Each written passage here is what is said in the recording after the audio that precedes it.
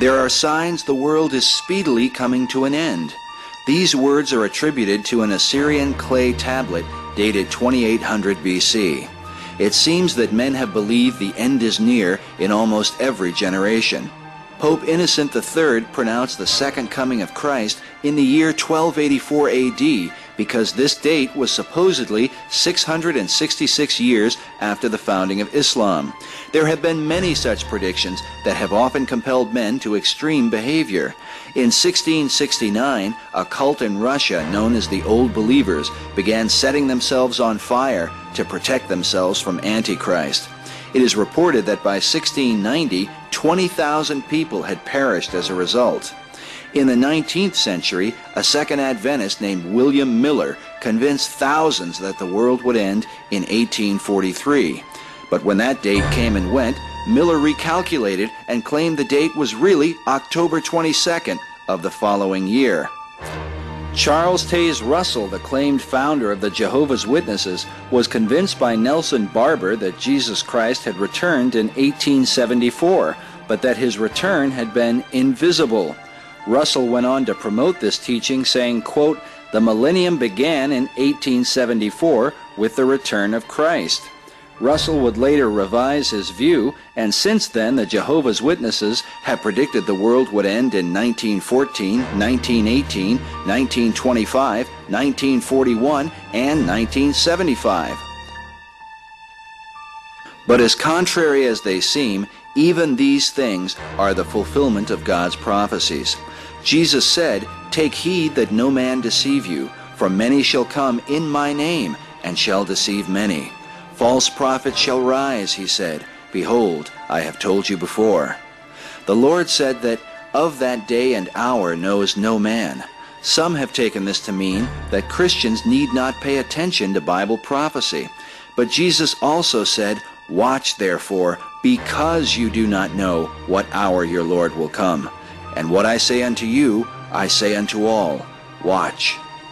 Considering these things, what is it about this time on earth that sets it apart from all those centuries that have come before us? Any time prior to the 20th century, the 666 and any other date that has actually been predicted would have been an impossibility as far as what the biblical parameters were in the model that Jesus set forth to show forth the end of the world in Armageddon. And we know that because the Bible told us that Israel would have to become a nation again. We know that Israel would have to become a nation again based on several different prophecies. I mean, and the most significant prophecy, I think, has to do with the restoration of Israel to its land, which happened in 1948. Right after World War II, you had this great influx of Jews who became later Israelis into the ancient homeland of Israel after 2,000 years of diaspora. 2,000 years, almost. You've got these people coming from all over the world into Israel in 1948. Now, 48 was when they became a homeland, but prior to that, they were all there. From the end of the war, from 45 on, they were there, and we all know what happens. The British pull out, and, a nation becomes a nation in a day. It's kind of bizarre after 2,000 years. Some have considered that certain prophecies concerning the return of the Jews to the Promised Land may have been fulfilled when they returned from their ancient captivity in Babylon under Nebuchadnezzar. Yet centuries after this return, Jesus prophesied that they would be scattered again in fulfillment of further prophecies. Jesus foretold of the destruction of Jerusalem and the scattering of the Jews, an historic event now known as the diaspora that would occur in 70 AD. He spoke of the days of vengeance, that all things which are written may be fulfilled.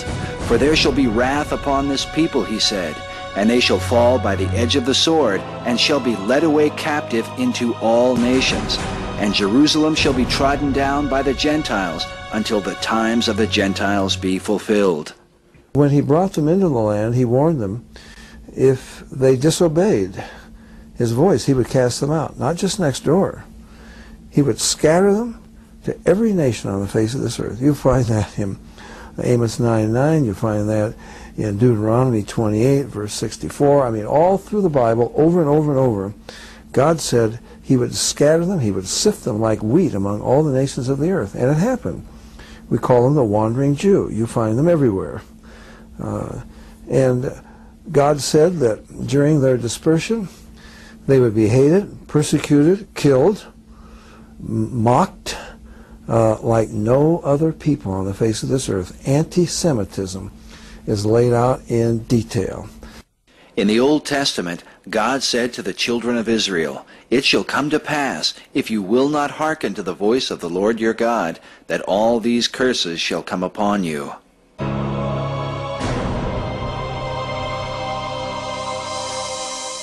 The Lord shall cause you to be defeated before your enemies, and you shall be removed into all the kingdoms of the earth. And you shall be left few in number, whereas you are numerous as the stars of heaven, because you would not obey the Lord your God. And the Lord shall scatter you among all people, from the one end of the earth to the other. And among these nations you will find no ease, neither shall the sole of your foot find rest. But the Lord shall give you there a trembling heart, and failing of eyes, and sorrow of mind. And your life shall hang in doubt before you, and you will be in dread night and day, and shall have no assurance of your life, and no man shall save you.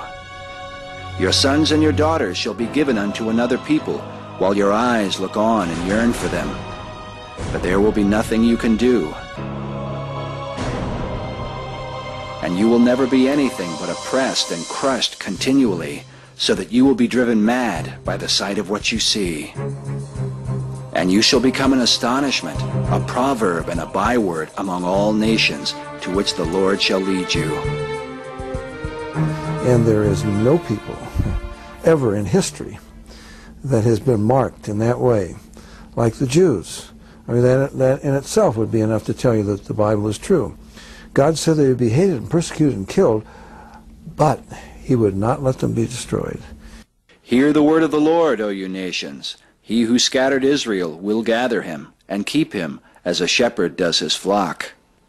And why do I believe the Jews are being encouraged to return to their land? Because God foretold that he would bring them all back. He said at the end of the age, in Old Testament prophecies, that they would not, that he would bring them back, as back to the land, and that once they were back to the land, they would never more be thrown out of it.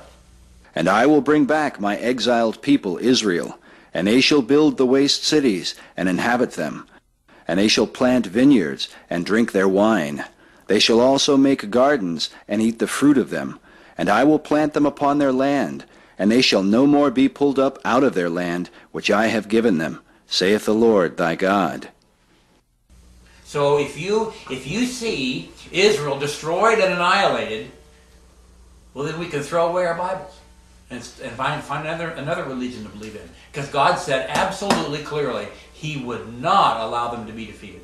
The nation Israel will not cease to exist as a nation forever, God says in Jeremiah 31, beginning at verse 35. And he says, if they cease, then there's no sun in the sky. There's no moon. There's no stars. The tides don't work. This universe is finished. That's how important Israel is. If you believe in the prophetic time clock, and I do, I believe that the only way you can look, we as Christians can factor anything in at all, is you got to look at Israel. Israel's the key. Israel is the key. The prophecies hinge around Israel. Israel is the key to all end time events, and we show that the actual clock ticking down toward the end of the age could not begin until Israel had returned back to her land. So if I lived 200 years ago and you said, "Lynn, when's Jesus going to come back?" and I would say, "I don't know. He's going to come back, but I don't think we're in the window of time where that's going to happen." Also, Israel had to be a nation for Armageddon to take place, because in Zechariah 14, we see in 12 through 14, we see all the nations surrounding Israel. If Israel doesn't exist, you can't have all nations surrounding them to destroy them. The word Armageddon has become a general term for destruction, calamity, and the end of the world, as represented by various artists, filmmakers, and authors. Yet its biblical meaning is more specific. According to the Bible, Armageddon is what happens when all the nations of the earth are gathered together against Jerusalem and the Jews. God declared that in the last days he would make Jerusalem a cup of trembling for all the nations of the earth. Zechariah chapter 12 tells us that they'd be a burdensome stone, that if anybody sought to lift that stone, they'd be injured. We see that the whole world is looking at Israel as a burdensome stone that's keeping the world from this world peace. God said, I will make Jerusalem a cup of trembling, a burdensome stone in the last days for all the nations of the world when they're in their siege against Jerusalem. And there is a siege against Jerusalem today. I mean, you can't believe it.